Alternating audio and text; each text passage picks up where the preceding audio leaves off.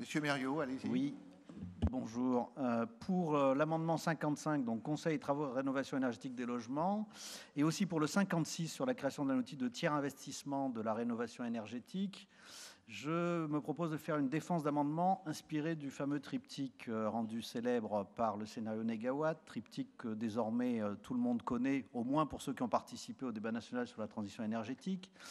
Donc, principe de sobriété en défendant de façon groupée et rapide ces deux amendements, sans relire tout l'exposé des motifs, qui est pourtant fort intéressant, que je vous invite donc à lire.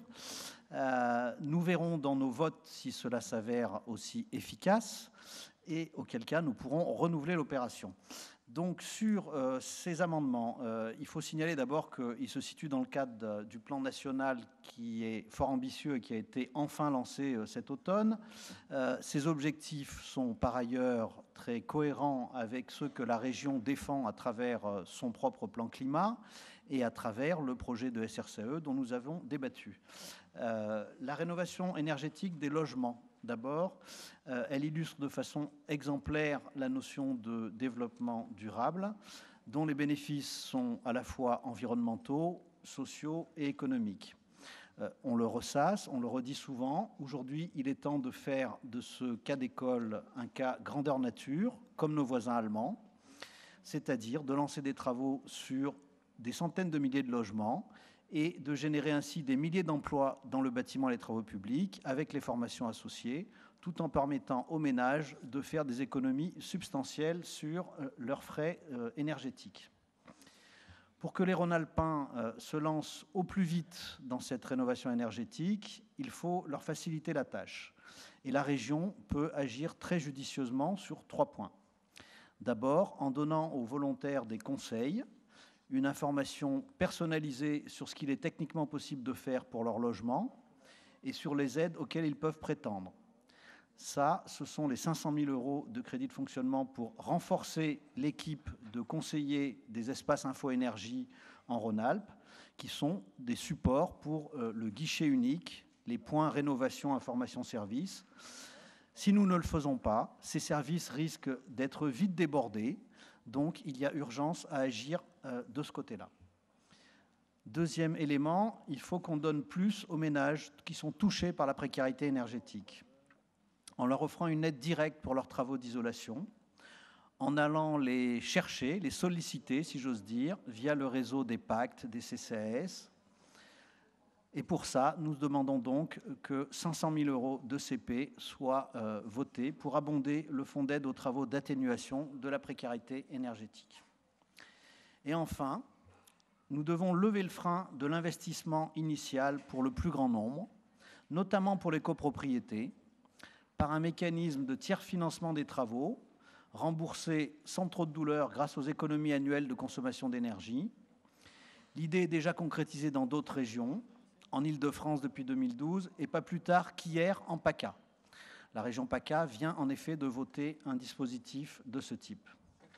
Nous ne doutons pas que le président de la commission développement durable de l'ARF ne voudra pas que Rhône-Alpes prenne trop de retard sur ce train déjà en marche.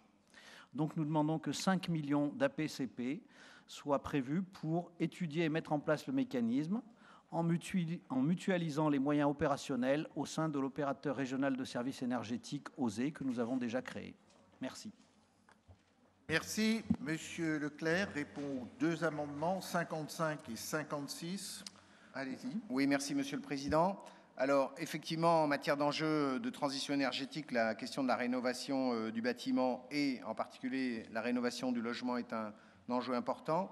Donc, concernant les 2 points qui ont été évoqués sur l'amendement 55, on a d'abord effectivement la question de l'accompagnement des ménages dans le maquis des aides et des travaux à faire dans l'habitat.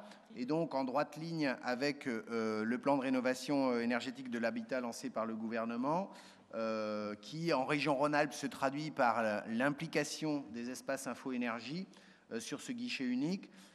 On a effectivement prévu une montée en charge potentielle. D'ailleurs, les premiers chiffres qui arrivent montrent qu'effectivement, il y a une demande plus importante de conseils auprès des EIE. Et donc, en accord avec Jean-François Debat, on avait déjà évoqué cette question dans l'élaboration du budget. Donc, on est d'accord sur le fait de voir en fonction de comment cette demande de conseil va évoluer dans le temps. Et ce que je vous propose, c'est que dans en première approche, dans un premier temps, on puisse effectivement ajouter 200 000 euros d'autorisation d'engagement et 100 000 euros de crédit de fonctionnement sur l'activité de conseil, de manière déjà à pouvoir répondre aux premières sollicitations supplémentaires que l'on reçoit d'ores et déjà. Et puis nous verrons ensuite, en fonction de l'avancée du dispositif dans le futur, si on a besoin d'aller plus loin. Sur le deuxième aspect qui concerne le fonds d'aide aux travaux. Alors là, on est sur un dispositif assez différent, puisque le principe, c'est de faire de la prévention de la précarité énergétique et non pas de faire de la réparation, puisque l'objectif, c'est bien de faire des travaux auprès des ménages en difficulté et en précarité énergétique, de manière à réduire leurs factures et non pas de venir payer les factures. Et il y a d'autres dispositifs qui sont là pour ça. La région n'intervient pas en matière curative pour payer des factures énergétiques. Donc c'est un fonds d'aide aux travaux. Ce qu'il faut savoir, c'est que l'année dernière, on a eu énormément de dossiers. On a d'ailleurs dû allonger un petit peu le premier budget qui avait été dimensionné à 1 million d'euros. On est monté jusqu'à 1,6 million d'euros l'année dernière. Et que, effectivement, compte tenu des dossiers qui sont déjà instruits, il est tout à fait nécessaire d'aller au-delà.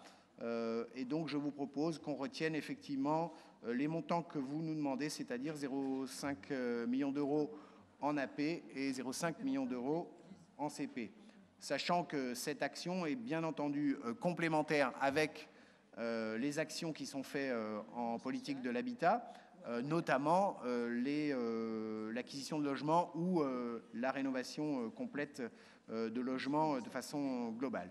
Il s'agit évidemment de logements privés uniquement. Concernant le deuxième amendement et donc le troisième objet de votre demande, il s'agit donc d'étudier un nouvel outil de financement dans la droite ligne des deux outils que l'on a déjà créés l'année dernière, qui sont la société publique locale, pour laquelle nous aurons un 4e conseil d'administration demain et qui démarre ses activités opérationnelles. Et puis le fonds d'investissement que nous venons de créer lors de la dernière AP en octobre et qui permet effectivement d'avoir des nouveaux moyens d'intervention, comme vous l'a expliqué ce matin Jean-François Debat. Donc là, c'est un troisième outil qui viendrait en permettre de tiers investissement au niveau de l'habitat privé, essentiellement en direction des copropriétés, de manière effectivement à simplifier les modèles pour que les copropriétés qui aujourd'hui font face à des complexités administratives importantes trouvent dans l'opérateur unique un moyen d'aller plus vite et de simplifier les démarches.